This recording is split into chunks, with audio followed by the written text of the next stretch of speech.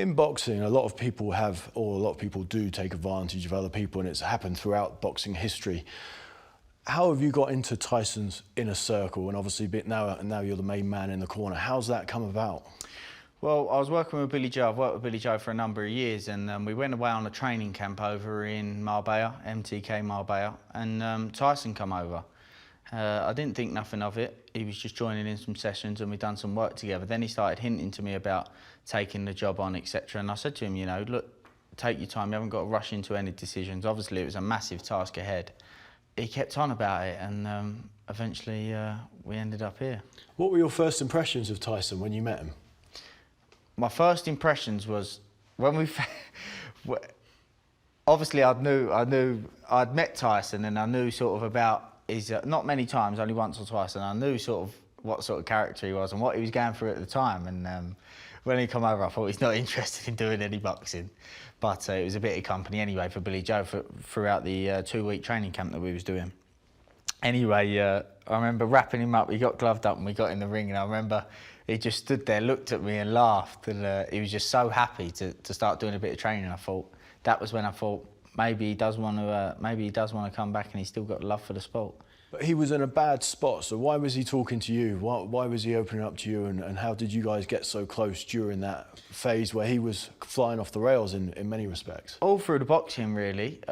He was enjoying the training, and he liked the training, was having a good time, and we just clicked. Some people just click, you know, and we talk about the same stuff, enjoy the same sort of things, and have a similar sort of thought process, and we just got on. And then there was the acid test for you and Tyson, which was you had to go and get the phone number of 2 girls to prove your loyalty to him. Is that right? Is that how it went? It's not how it went. That's not exactly how it went. Anyways, there was a coffee shop down the front that we used to go to, and 2 girls walked past, very good-looking girls, and it was a bit of boys' banter. Oh, we could get the numbers, this, that, and the other. And it was a bit of an ego thing, really. It weren't to get the numbers for him, that's for sure. It's to get the numbers for myself. So they was trying to give me a bit of stick about I didn't have the minerals to go up to them. So I said, right, watch this then, wallop. Was it the actual number? It was the actual number, and I think I've still got it in my phone. What was the more daunting part of the job? Was it taking on the lineal heavyweight champion of the world, or was it the job that was facing you, a massive overweight Tyson Fury? Probably the second, to be honest, the latter, because at first he come in the gym and I knew what his personality was like. I got to know him by this point, and he sort of blew hot and cold. And I thought my main goal at the minute, at first, before getting him back into condition, was getting his love back for the sport, him enjoying it and wanting to train. When you're killing somebody day in, day after, and you're sore for a few days, you don't want to keep pushing yourself and pushing yourself. So it was about getting the right level of intensity. So drip feeding him pad work and that kind of stuff. And making the sessions fun, you know, rather than just telling him to slog it out and exercise and get the weight off. So that was the main goal. To be honest with you, Frank Warren come through with the best offer. It was the offer that Frank Warren come through with was all about making sure that Tyson got what he needed to get, and had the time on his hands because nobody knew how long it would take at first. You know, it was a mammoth task. It was mission impossible, to be honest with you, at first. Everybody thought he was finished. A lot of people thought he was finished, and you know, to be honest, sometimes I would sit on the sofa and look across, and I remember thinking to myself, I don't know if this job can be done. But we both sort of took a risk on each other. You know, I had a gym back home, I had family back home, I had things going well for myself back home, and you know, I had to take a risk on whether he was going to commit to it or not, and go through with it, and go through that mammoth task and the hard work that it's been. You know, I had to trust him that he was going to do that, and he had to put his trust in me that I could give him the level of what he needed. He took some flack for Fury, obviously because Tyson's the name on the poster. He's the one that will get a lot of the criticism. Does he take any of that criticism to heart? He's not bothered, you know. He's not bothered about things like that. You're always going to get it no matter what. He used to take some of the stuff a bit personally, but now he's just become hardened to it now because he's been through so much. Is that right? Exactly, yeah. He did say that. He said to me that, you know, at first he used to boil his blood, but now it doesn't affect him, no. What do you think the public perception is of Tyson now? There seems to be quite a lot of warmth towards him now. He's come out and talked about mental health so colourfully. and he's obviously turned things around so dramatically from being overweight and huge and being nowhere near where he was championship level to now coming into what's probably the biggest fight of his life. Yeah, you know, Tyson's a controversial character, and he feels like he had to be controversial to get the public to know about him, you know. Now the public know about him, you know, he can be himself, and I think the public's starting to learn more about Tyson himself and see what the real Tyson's like, and they're obviously warming to him. What is the real Tyson like? A gentleman. He's an absolute gentleman. He's got good morals, an emotional character, but a real fighter as well at the same time. How's he changed in the 2 years that you've been around him? Because obviously he was on that emotional roller coaster at the start where he was overweight and not training regularly, and now he's obviously on the cusp of this mega fight with Deontay Wilder. How's he changed personally? Not as hot and cold as he was? Yeah, definitely. To be honest, night and day. Night and day, because what people can see physically is night and day itself, isn't it? Would you say so? Yeah.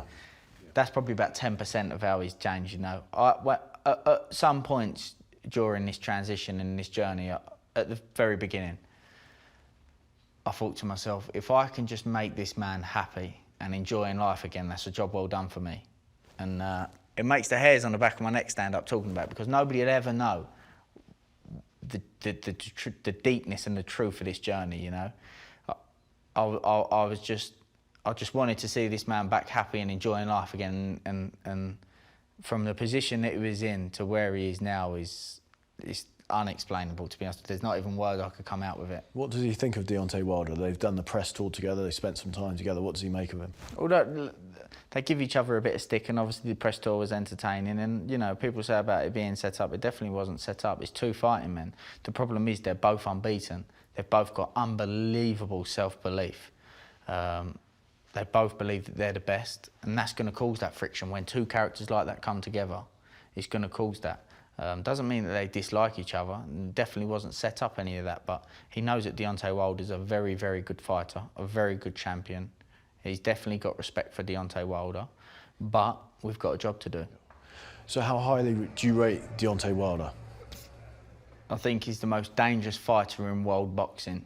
He's a freak of nature, similar to Tyson, but they've both got different attributes, being freak of natures. He's 6'7", weighs about 15.5 stone. He's lightning quick, punches like a horse kicking. He's got a long reach. You know, he's a very, very dangerous man, and I've said it before, and I think that this win will be the biggest win in history boxing, coming from where Tyson's come from. And I might be biased, but knowing where Tyson's come from, I believe that this will be the biggest win in history of boxing. Tyson's reached the top of the mountain before and fallen off the other side. What's to stop him falling again? His team. His team's going to play a big role in it. His family. I think sometimes it takes for you to lose what you had to realise what you had. And I think Tyson's done that now. He knows what he's had. We've had many, many, many discussions on this topic. And I've told him what I think he needs to do to keep himself on the straight and narrow and happy in life. And, you know, I told him from the absolute beginning what he was missing from his life was routine and structure and consistency in that period. And it plays a massive role in anybody's life, anybody. I believe that people's most happiest times are when they have a routine and structure, because when you're left to your own devices day in, day out, there is no, you don't know whether you're coming or going, and you can't really be happy with that. Do you feel with this Wilder fight and with everything he's overcome, has Tyson already won, or is that not even part of the story? Is the win only when he gets the green belt, should he get it? Or is the win going on and defending a championship or winning or unifying? Or is what he's overcome now, is that enough? Depends on people's perception, because, you know, for me, like I said to you before, getting this man back happy again is the biggest achievement I've done, whether he went and won this fight or not. Because if he won this fight and was still in the position mentally that he was before, not good enough, because like you said, he'll go straight back to where he was before.